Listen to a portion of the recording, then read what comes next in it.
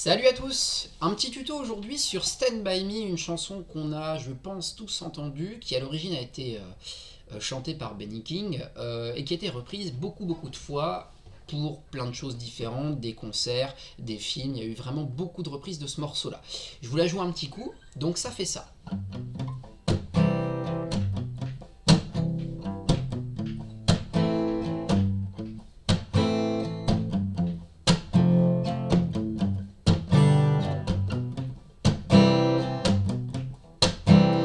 Voilà pour la base du morceau, et ce qui est très intéressant, c'est qu'en fait, vous allez faire ça toute la musique. Voilà, c'est vraiment très répétitif en fond musical. Après, c'est le chant qui va apporter le relief et votre interprétation.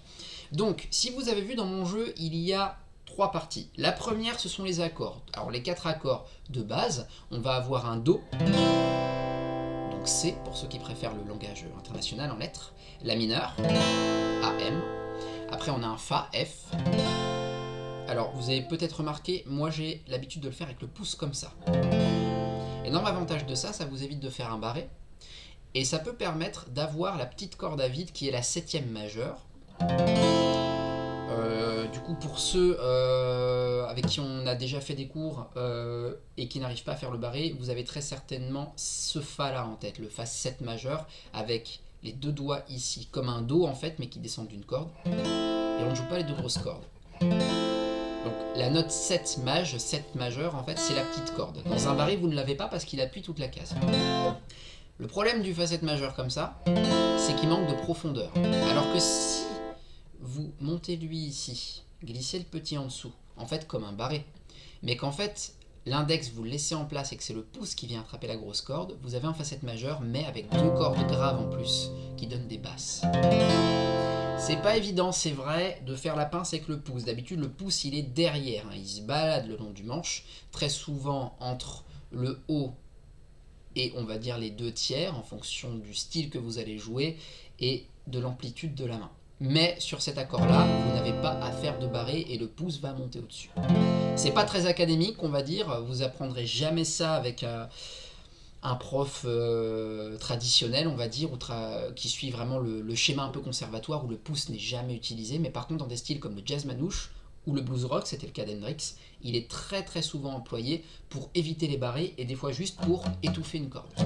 Donc, Do, La mineur, C, A, M, Fa, F, et le dernier c'est Sol, ce qu'on appelle les quatre accords magiques. Pour ma part, le Sol, je le fais à quatre doigts. Vous voyez, je le fais tout le temps avec les deux doigts là, j'aime bien sa sonorité un peu plus folk. Donc, Do, La mineur, Fa et Sol. Petite anecdote, le Sol, on pourrait aussi aller le chercher comme le Fa, mais deux cases plus loin. Voilà, ça permet de garder la position. À votre choix. Voilà. Ensuite, j'ai fait deux trucs. Je fais une ligne de basse que vous avez entendu, c'est ce truc-là. Là. Alors je me remets là, hop là.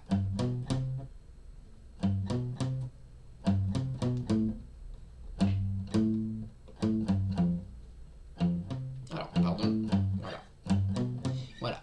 Donc là, j'ai pas respecté forcément la bonne métrie, mais c'est ce que je joue. Et en fait, vous avez peut-être entendu le son étouffé, je colle ma main ici, ce qu'on appelle le palm mute en langue internationale en anglais. En français, on appelle ça simplement l'étouffé. Et ça me permet d'avoir ce son qui s'approche de la contrebasse.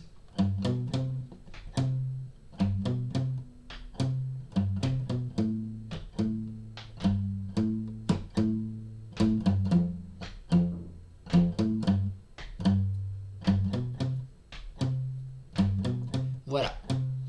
Ensuite, je vais intercaler en fait, après ces notes de basse, entre chaque ligne de basse, l'accord qui correspond. Par exemple, pom pom pom, do, pom pom pom, do, la mineur, pom pom pom, fa, sol, pom pom pom, do, deux fois. Voilà, et on repart au début.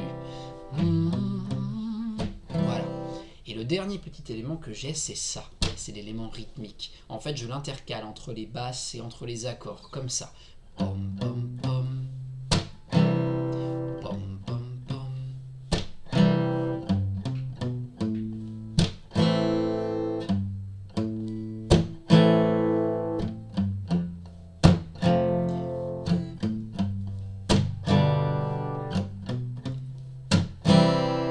Voilà. Alors, ce qu'il faut, c'est bien attraper chaque chose en son temps. C'est-à-dire que vous commencez déjà par bien vous familiariser avec les 4 accords à la suite. Ça, normalement, ça va. En termes de durée, chaque accord a la même durée. Par contre, vous allez avoir 2 accords entre guillemets en un entre le Fa et le Sol. Donc ça fait Do, encore un, Do. Après un La mineur 2 fois, Pam, Pam, Pam. Après un Fa, mais une seule fois, et un Sol. Pam, Pam. Et on refinit par un Do 2 fois. Ce qui veut dire que si vous l'enchaînez à la suite, en fait, le Do, on le reprend. Ta, ta, ta, voilà. Et c'est reparti. Vous pouvez aussi le faire comme j'ai fait là. Si la basse c'est trop compliqué pour vous pour l'instant, vous pouvez juste faire bas, stop, bas. Bas, stop, bas. Bas, stop, bas. Et remettre un stop après si vous voulez.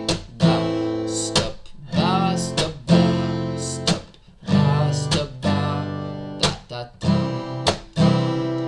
ta, ta, ta. Ça marche très bien. La basse, je vous l'ai déjà fait, mais je vous la refais un dernier coup un petit peu plus lentement. Donc on commence en 3e case sur la grosse corde et on va aller chercher le 2 et le 3 juste en dessous ensuite. 3, 2, 3. Et après on bloque. Et on la refait. 3, 2, 3, stop 3. 3, 2, 3, stop 3. Ça c'est le début. 3, 2, 3, stop 3. Les chiffres ce sont les cases. Ensuite, il y a un 3-3. Alors moi j'utilise le même doigt. Je fais 3-3. Vous voyez, je l'aplatis. 3-3-2, 0. Alors je vais dire O plutôt que 0, c'est plus facile. 3-3-2, O, stop, O. 3-3-2, O, stop, O. Et on rajoute un 3, O, stop, O. Donc 3-3-2, O, stop, O. 3, O, stop, O. Donc 3, 2, 3, stop 3. 3, 2, 3, stop 3. 3, 3, 2, O, stop, O. 3, O, stop, O. Troisième mélodie de basse. O, donc 0 sur la corde de La. O, 3, 1, stop, 1. 1, O en dessous, 3, stop, 3. Donc je refais ce passage-là. O, 3, 1, stop, 1.